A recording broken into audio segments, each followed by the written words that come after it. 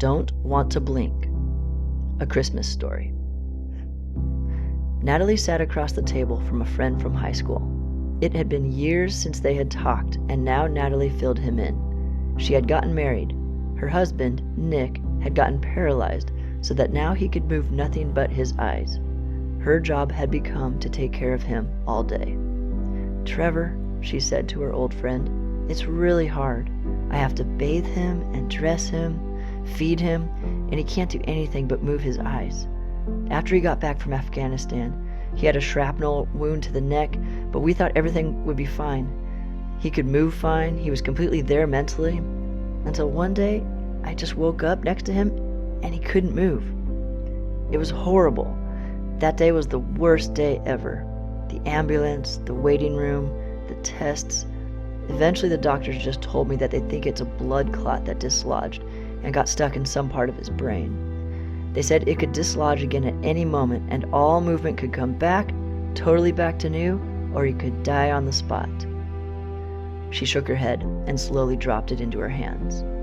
"You know, man, I thought we would live happily ever after. It was all going to be so beautiful." Her words slowly broke down into tears until she could say no more. Trevor reached to touch her arm, but she sensed it and held out a hand, showing it was okay. Her wet eyes creeped out from behind her hands, and she took a deep breath. She looked up at Trevor and said, full of longing, "I just wish he could touch me again. I want to hear his voice talk to me." Her eyes crept towards the window of the cafe, drifting into thought. Even just to tell me about the baseball game he was watching, or the weird hydraulic thingy he wanted to add to his Jeep or whatever, and just to touch me. I'd really, really like that again. She faded away in thought, and her eyes filled with more tears. Trevor tenderly replied, "It's okay, Nat. You've been a very, very good wife. You are beautiful, and you deserve to be touched. You deserve to sit down with someone and have a deep conversation. You should have someone to give you the attention you deserve." She shot a fierce look at him, a laser moment of discernment, and she interrupted him. "I think I may have misled you, Trevor." She broke off into thought again. "Attention is the one thing I do get from him. I have never had anybody pay this much attention to me in my life." "Really?" Trevor regained his less intimate tone. "Sorry, but how can he do that if he's paralyzed? Isn't it always just you giving him your attention?" "No, he actually gives me a lot more. I just have to get him dressed and feed him and put him in his wheelchair, and he watches me all day. You know how I used to love to paint back in high school? Well, we got a pretty good medical leave payment package, so now I can paint all day. So I set him up where I am, and I can do my paintings all day long. I get really into it sometimes and can forget he's even there, but when I turn around to go get a glass of water or change the music or whatever, he's right there with his eyes locked on me. Like, as I walk through the room, his eyes never leave me, and I realize he's been watching my every move since the moment I got him up." She continued, "It's like I never knew what it was like to be seen. Every moment his eyes are like locked on me. Almost unnerving. I mean, I start to think about everything I do and think, does this look stupid? Did I scratch my butt or adjust my pants or whatever? Sometimes I go over to him and sit on his lap and I put his arms around me, just to get the feel of his body against mine again. But it's so lifeless. He can't feel any of it, and he can't hold me." She looked down at the table, into her coffee. A tear plopped into her mug, and she slid it aside. She sniffed. "Sometimes I wonder if he could love me at all after all the stupid stuff he sees me do. I get so self-conscious after I realize he's been watching my every move. I mean, seriously dumb stuff. Sometimes I catch myself dancing, belting out Aerosmith songs or something while I'm cooking, and I mean it's terrible. There's a reason I'm a painter, not a singer." Trevor thought.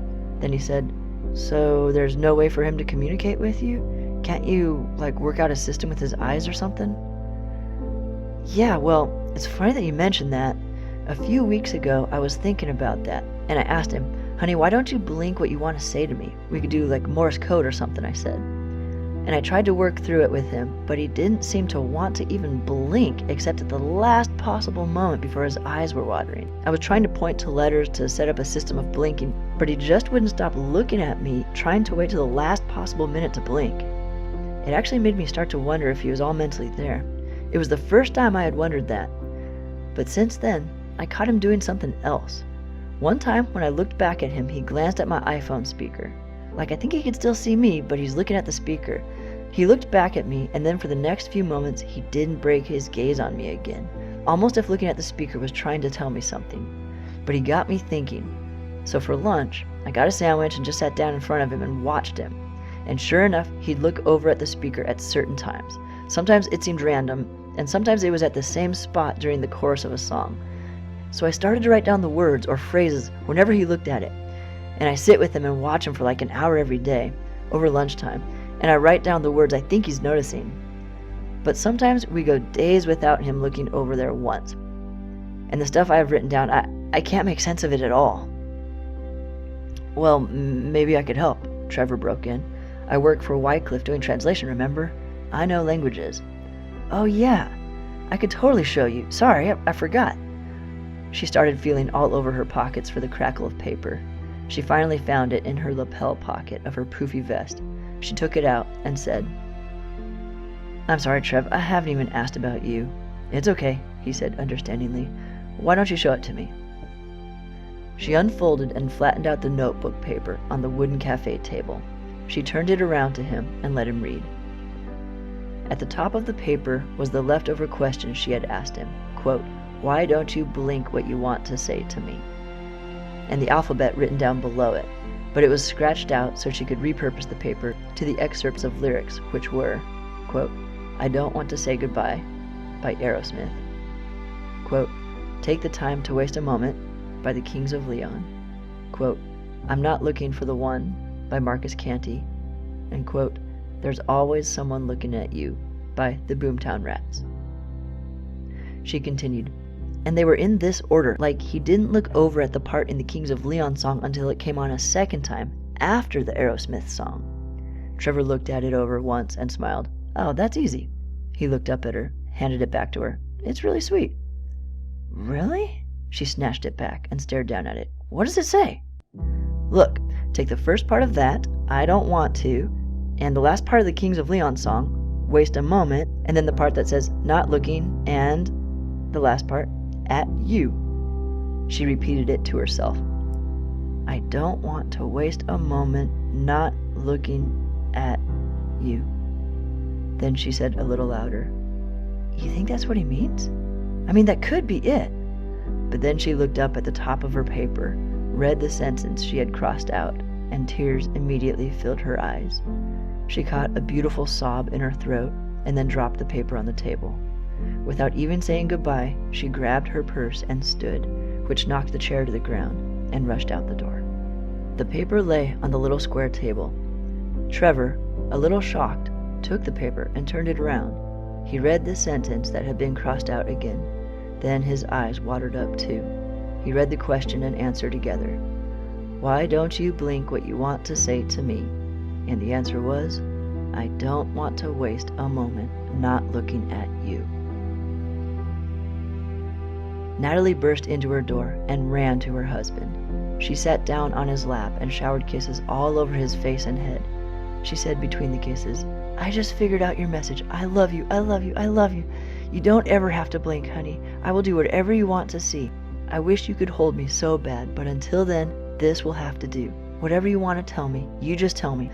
I'll put you right next to me so I can see any moment your eyes move and we can figure out our own little language, and you can tell me anything you want. I'll do anything for you, honey. She showered kisses upon kisses on his head. After an hour of chatting with him, now realizing for sure that he could hear and understand everything she said, she had settled onto the floor with her head in his lap, just humming Aerosmith songs. After a few minutes of resting on him, tears visited her eyes as she said, I just wish you could stroke my hair right now. I just wish so badly you could hold me and kiss me back and tell me what you're thinking.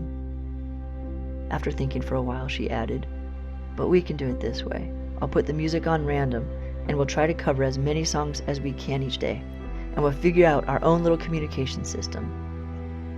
And that they did. Sometimes it took weeks to say something.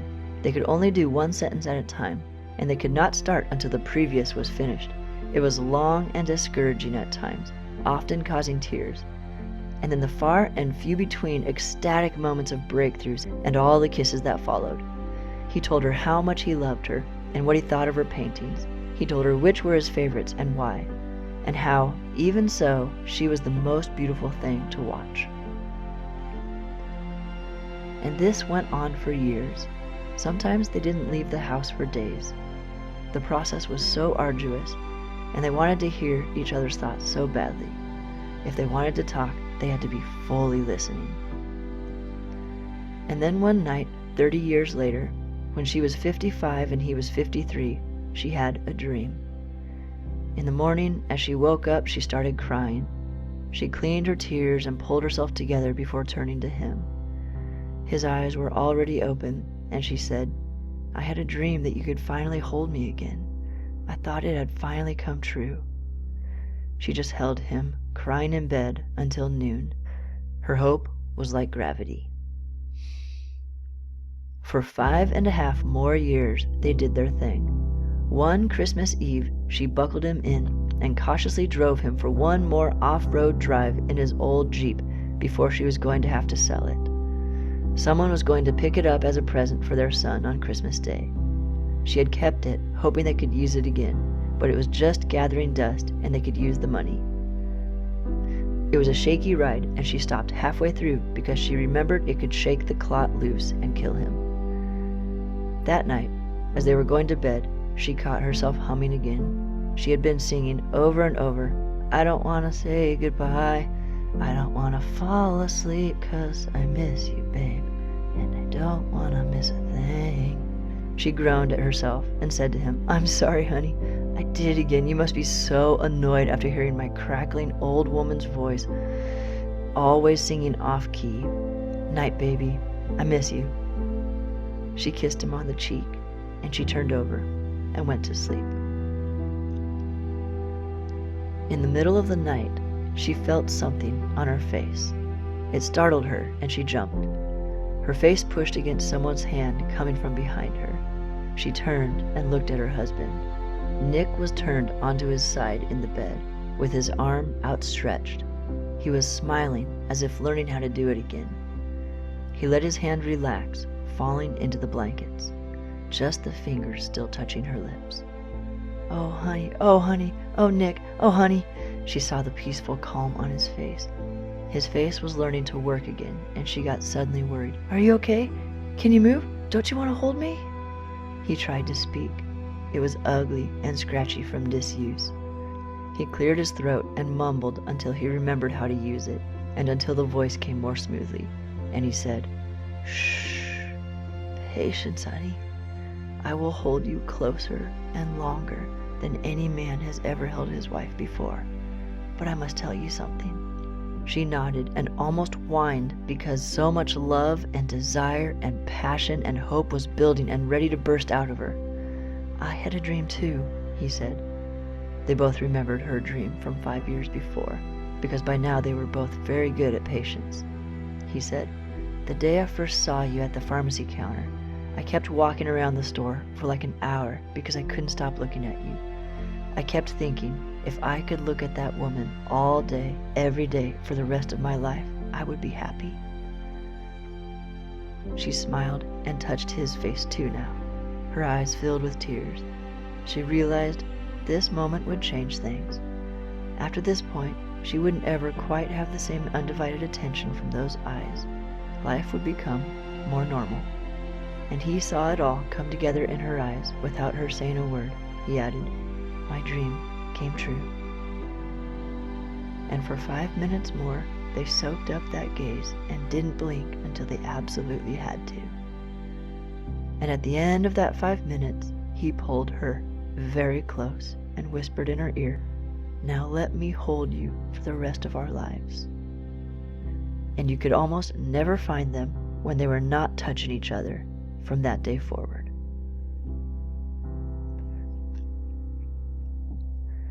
Our God used to be able to hold us with his arms and speak to us with his voice. He walked with us and loved us, but a sickness entered the world and a huge gap separated him from us. For centuries, we could only hear him indirectly through prophets, and we couldn't see or feel his body or feel him reaching out to touch us like he used to. But the prophets said, he will come back again. Have hope. This is the Advent. And then one morning, Christmas morning, he came back. With that little body, he would grow and speak his love to the world directly and could hold us again, skin to skin. But those same hands would be pierced, and he would be killed so that his love would begin to spread through all the world, and all sin and sickness would begin their slow defeat until he comes back at the last and final time to be with us. And this waiting is also the Advent.